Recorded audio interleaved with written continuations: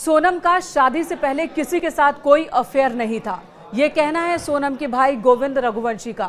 गोविंद रघुवंशी जो इस पूरे वारदात के बाद पहली बार राजा के मां से मिलने पहुंचे और वहां पर गले मिलकर रोते दिखे गोविंद रघुवंशी।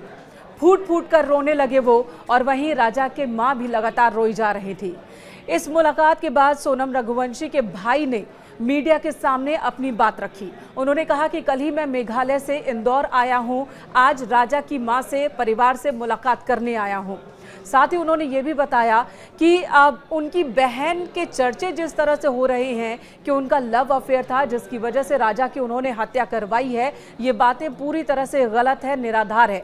यानी कि सोनम के भाई एक बार फिर कह रहे हैं कि इस हत्याकांड में उनकी बहन का कोई हाथ नहीं है। पुलिस जो थ्योरी रख रही है वो गलत है।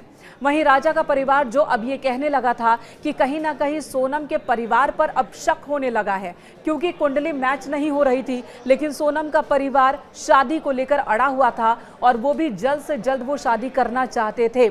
सोनम का परिवार कहीं तंत्र मंत्र के चक्कर में तो इस शादी के लिए राजी नहीं हुआ था, ये आशंका राजा की फैमिली की ओर से जाहिर की जा रही थी। और इसी बीच सोनम के भाई पहुंच गए राजा के परिवार से मुलाकात करने के लिए।